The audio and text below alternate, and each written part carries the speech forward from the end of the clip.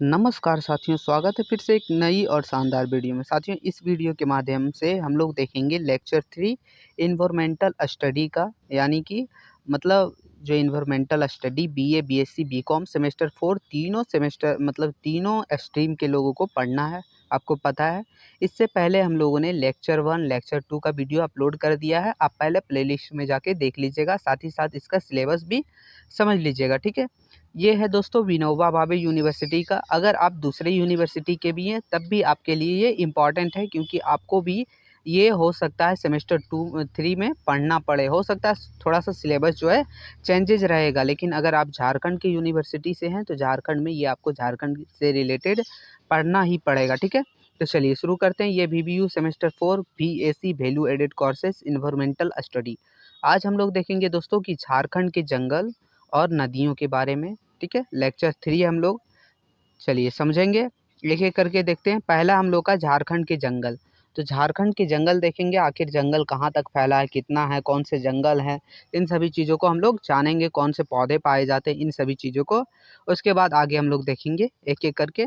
तो झारखंड का जंगल पहला टॉपिक है। तो झारखंड में 23,611 वर्ग किलोमीटर तक जो है वन है, जो इसके क्षेत्र में 29.62% है। निजी और सार्वजनिक क्षेत्रों पर लगे पेड़ पौधे को मिला दे तो 33% जो है जंगल है। मतलब 29% तो सिर्फ वन है, लेकिन अगर जो निजी और सार्वजनिक क्षेत्र को भी अगर मिला दिया जाए तो 33% टोटल झारखंड में जंगल है दोस्तों। 2 सालों 2017 से 19 में 58 वर्ग किलोमीटर जंगल में वृद्धि दर्ज की गई है। वहीं जो है 15 से 17 के दौरान वन आवरण का जो है 314 वर्ग किलोमीटर बढ़ा है। वहीं 70% जनजातियों का आजीविका की जो है निर्भरता जंगल से जुड़ी है। मतलब कहने का मतलब है कि 70% जनजाति जो है, आदिवासी लोग हैं झारखंड के, उनका जो जीवन का निर्भर है, आजीविका है, मतलब उनका रोजी रोटी, वो जो है वो झारखंड के जंगल से ही, उन सभी पेड़ पौधे से ही जुड़ा हुआ है, वनों से ही जुड़ा हुआ है, ठीक है।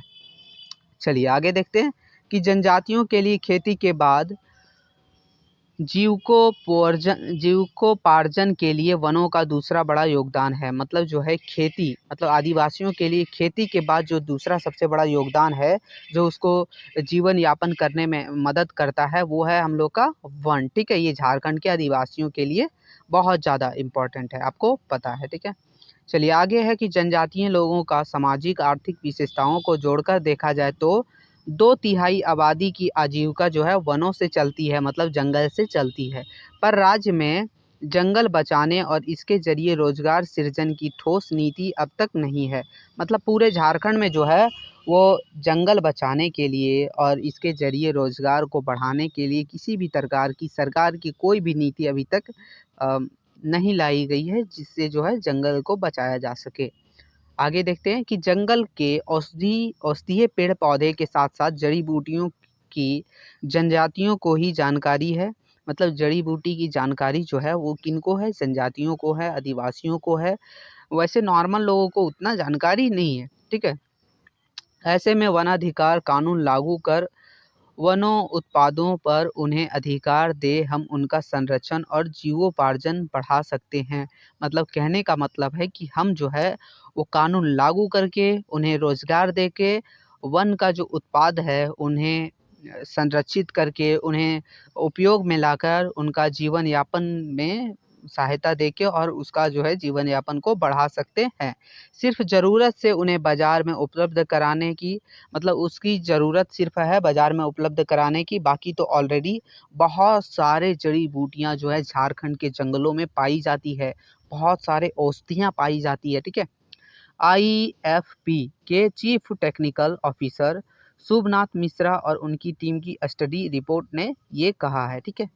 चलिए आगे देखते हैं। ये आपको नाम रखने की ज़रूरत नहीं है, हम लोग सीधा पढ़ेंगे। हमारे 70% आदिवासियों का गुजारा वनोपाज से, मतलब वनों से, ठीक है। चलिए, झारखंड के जलवायु में विविधता है, जिसकी वजह से अलग अलग क्षेत्र में विभिन्न प्रजाति के पेड़ पौधे पाए जाते हैं। जैव विविधता के मामले में झारखंड के जंगल जो है काफ़ी घनी है।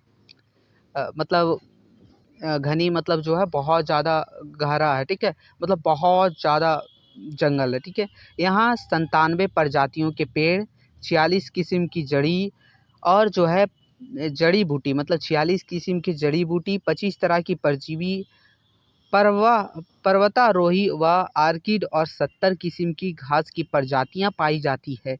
इन्हें बाजार मिले तो इकोनॉमिक बढ़ेगा। कहने का मतलब है अगर इसे सपोर्ट मिले, अगर इसमें बाजार में इसका जो है लाया जाए तो इस जो है इकोनॉमिक्स, झारखंड की इकोनॉमिक्स, भारत की इकोनॉमिक्स भी बढ़ेगा। वही झारखंड के जंगलों में वनों औषधियों का एक भंडार है जो दुनिया में कहीं नहीं है।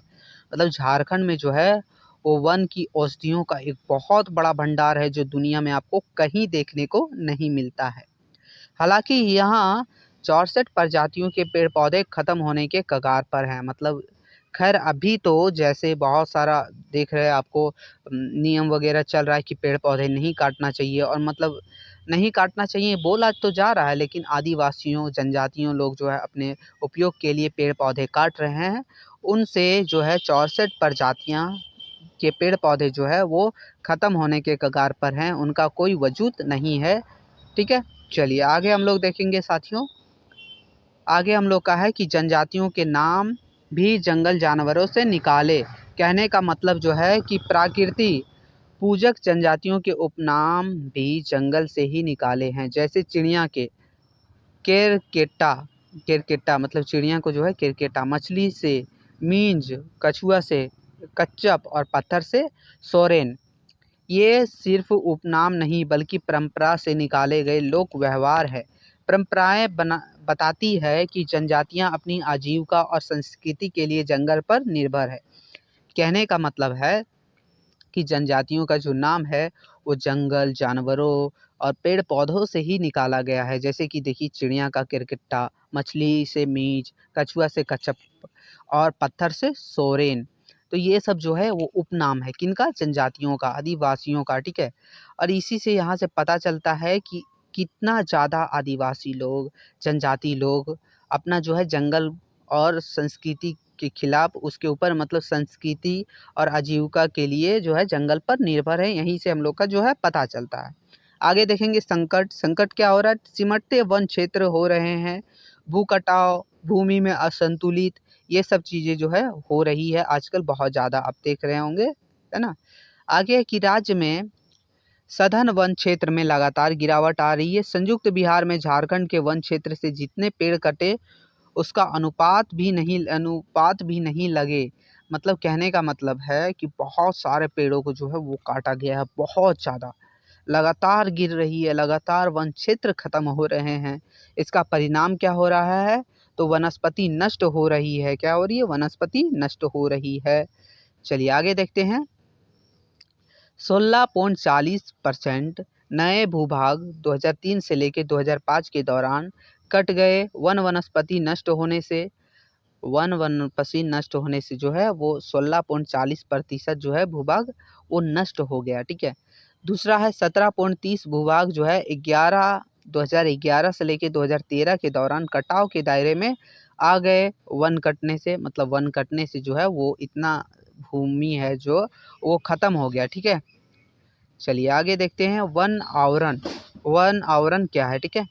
तो ये है झारखंड राज्य में वन आवरण जो है 23,533 वर्ग किलोमीटर है, जो राज्य के भौगोलिक क्षेत्रों का 29.54% है। वनों का वर्गीकरण किया जाए तो आरक्षित वन जो है वो 18.58% है, संरक्षित वन जो है वो 81.28% है, और अवर्गीकृत वन जो है वो 0.14% है, जिसको जो है संक्षिप्त में किया गया है। अब हम आपको यहाँ से कुछ आपको सीखना है कि आरक्षित वन आखिर क्या होता है। तो आरक्षित वन, संरक्षित वन और अवर्गीकृत वन क्या है? तो आप सबसे पहले ये ध्यान रखिएगा, संरक्षित वन वो होता है जो वन जो है सरकार के अंदर में हो, उसे आप काट नहीं सकते हैं, उसे आप नुकसान नहीं पहुंचा सकते, ये होता है संरक्षित वन। दूसरा होता है आरक्षित वन, जो ये भी एक प्रकार का जंगल है लेकिन इसे काटा जा सकता है। इसमें मतलब जो है वो अधिकार रहता है कि आप काट भी सकते हैं, आप इसे जो है अपने तरीके से चला सकते हैं, ठीक है। तो दोस्तों फाइनली आप समझ गए होंगे कि संरक्षित वन क्या होता है, आरक्षित वन क्या होता है। अवर्गीकृत वन वो होता है जो मतलब जो वैसे जो खुद से रोपा जाए या तो मतलब खुद से लगाया गया पेड़ या फिर सार्वजनिक क्षेत्र में जो रहता है वो होता है अवर्गीकृत पेड़, ठीक है, अवर्गीकृत वन जो मतलब थोड़ा थोड़ा कहीं कहीं पर है ऐसा, ठीक है। चलिए आगे देखते हैं। बोल रहा है कि सबसे ज़्यादा सघन वन, सघन वन, ठीक है, वाला जिला जो है वो लातेहार है और सबसे कम वाला जो है वो पाकुड़ है। मतलब कहने का मतलब जहाँ सबसे ज़्यादा वन है वो है लातेहार जिला और जहाँ सबसे कम है वो है पाकुड़ जिला, ठीक है। सबसे ज़्यादा खुला वन जो है वो पश्चिमी सिंहभूम में है और सबसे कम खुला वन जो है वो जामताड़ा में है दोस्तों, ठीक है। यहाँ तक आप लोग समझ गए। आगे है कि 2021 के रिपोर्ट के अनुसार गैर वन का क्षेत्र कुल क्षेत्रफल जो है वो 55,411 वर्ग किलोमीटर है, ठीक है। झारखंड के नदियों का विवरण, अब देखेंगे हम लोग झारखंड के नदियों का विवरण। तो झारखंड राज्य भारत में स्थित होने के बावजूद अपने प्राकृतिक सौंदर्य और विविधता के लिए जो है वो प्रसिद्ध है। यहाँ की नदियाँ भी इसके भूगोल की महत्वपूर्ण भूमिका निभाती है। यहाँ झारखंड के नदियों के कुछ विशेषताओं के बारे में चर्चा की गई है, मतलब नीचे आप लोग देख सकते हैं, ठीक है। तो मतलब हम लोग अभी उसके पढ़ेंगे। पहला हो जाता है झारखंड के स्वर्ण रेखा नदी। झारखंड के स्वर्ण रेखा नदी के बारे में हम लोग जानते हैं, चलिए। तो झारखंड के स्वर्ण रेखा नदी, ठीक है, ये हम लोग एक एक करके देख रहे थे। तो ये स्वर्ण रेखा नदी जिसे उपयुक्त रूप से जो है सोने की नदी नाम से दिया गया है, छोटा नागपुर पठार से निकलती और बंगाल की खाड़ी में गिरने से पहले झारखंड से होकर बहती है। ये है स्वर्ण रेखा नदी। झारखंड के परिदृश्य में इसका महत्व अद्वितीय है क्योंकि यह क्षेत्र के कृषि गतिविधियों के लिए जीवन रेखा के रूप में कार्य करता है और कई वन्य जीवों प्रजातियों को बनाए रखता है। मतलब कहने का मतलब है इसका जो है बहुत ज़्यादा भूमिका है, बहुत ज़्यादा महत्व है हमारे कृषि क्षेत्रों के लिए, जीवन यापन के लिए, वन्य जीवों के लिए, प्रजातियों के लिए, ठीक है। चलिए अब देखते हैं हम लोग नीचे दूसरी नदी जो है झारखंड में दामोदर नदी। तो ये दामोदर नदी ऐतिहासिक विनाशकारी बाढ़ के कारण अक्सर इसे बंगाल का शौक कहा जाता है। ये क्वेश्चन आपको पूछा भी जा सकता है ऑब्जेक्टिव में, इसलिए थोड़ा सा ध्यान रखिएगा, ठीक है, कि बंगाल का शौक किसे कहा जाता है, तो वो है दामोदर नदी। दामोदर नदी जो है वो छोटा नागपुर पठार से निकलती है और झारखंड से होते हुए पश्चिम बंगाल में जाकर गिरती है, ठीक है। ये हो गया। अपनी उग्र प्रकृति के बावजूद यह क्षेत्र के उपजाऊ जलोढ़ मृदा प्रदान करती है जिससे यह कृषि के लिए एक आवश्यक संसाधन बन जाता है। मतलब कहने का मतलब है ये जो नदी है वो जलोढ़ मृदा जो है जलोढ़ मैदान प्रदान करती है जिससे यहाँ कृषि के लिए जो है बहुत ज़्यादा मतलब उपजाऊ बन जाता है और एक आवश्यक संसाधन बन जाता है। अब देखते हैं हम लोग दोस्तों आगे झारखंड के कोयल नदी। तो झारखंड का कोयल नदी झारखंड के प्राचीन जंगलों से निकलती है, राज्य से होकर गुजरती है, अतः स्वर्ण रेखा नदी में जाके मिल जाती है। कौन सा नदी? कोयल नदी। चलिए आगे देखते हैं इसका कि यह नदी अपने किनारे रहने वाली आदिवासी समुदायों के लिए अत्यधिक संस्कृति और धार्मिक महत्व रखती है। कहने का मतलब है यह नदी जो है वो आदिवासियों के लिए, जो उनके आसपास रहते हैं, नदी के किनारे रहते हैं, उनके लिए जो है बहुत ज़्यादा महत्व निभाती है संस्कृति और धार्मिक रूप से। कैसे? सांस्कृतिक और धार्मिक रूप से। चलिए आगे देखेंगे हम लोग दोस्तों। आगे हम लोग का आ जाता है झारखंड में सोन नदी। सोन नदी एक ठो है। ये जो है सोन नदी भारत के झारखंड के सबसे बड़ी नदी है जिसकी लंबाई जो है लगभग 784 किलोमीटर है। कितनी है? 784 किलोमीटर। यह अमरकंटक पठार से निकलती है और राज्य से होकर बहती है जिसे एक महत्वपूर्ण भौगोलिक और जल विज्ञान संबंधी विशेषता बन जाती है। समझ आया? ठीक है। मतलब अमरकंटक पठार से निकलती है, ये झारखंड से होते हुए गुजरती है जिससे जो है एक भौगोलिक और जल विज्ञान संबंधित विशेषता इससे बन जाती है। आगे देखते हैं कि नदी जो है कृषि में समर्थन देने के साथ साथ जो है इसके किनारे रहने वाले समुदायों के लिए जल संसाधन उपलब्ध कराने में महत्वपूर्ण भूमिका निभाती है। मतलब जो है जीवन यापन में, पीने के लिए और मतलब जो है जीवन जीने के लिए, ठीक है। आगे कि झारखंड में अन्य महत्वपूर्ण नदियाँ। उपयुक्त उल्लेखित प्रमुख नदियों के अलावा झारखंड में कई छोटी नदियाँ और सहायक नदियाँ भी है। ये जल निकाय राज्य के समग्र पारिस्थितिक संतुलन में योगदान करते हैं और मनोरंजन और पर्यटन के लिए कई अवसर प्रदान करते हैं। मतलब बहुत सारी और भी नदियां हैं जो बहुत सारी भूमिका निभाती हैं, जैसे कृषि में, जल की पूर्ति में, और फिर पर्यटक स्थल का भी एक अवसर प्रदान करता है। बहुत सारी ऐसी भी नदियां हैं। चलिए आगे देखेंगे। तो झारखंड के इतिहास और संस्कृति में जो है नदियों की क्या भूमिका है। तो नदियाँ जो है वो राज्य के इतिहास और संस्कृति का आकार देने में गहरा महत्व रखती है। वे प्राचीन सभ्यताओं के उतार चढ़ाव के गवाह रहे हैं और इस क्षेत्र की विरासत में एक अमिट छाप छोड़ रहे हैं। इसके अतिरिक्त जो है वो ये नदियाँ कला, संगीत और लोक कथाओं सहित झारखंड की संस्कृति के विभिन्न पहलुओं से प्रेरित करने के लिए महत्वपूर्ण भूमिका निभाती है। मतलब नदियों के पास जाके कला, संगीत और लोक कथाओं सहित बहुत सारी चीज़ें जो है वो नदियों से संस्कृति की पहलुओं जो है उसमें जो है बहुत महत्वपूर्ण भूमिका निभाती है।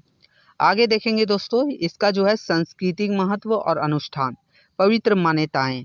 तो झारखंड में कई नदियों को जो है स्थानीय समुदाय पवित्र मानते हैं।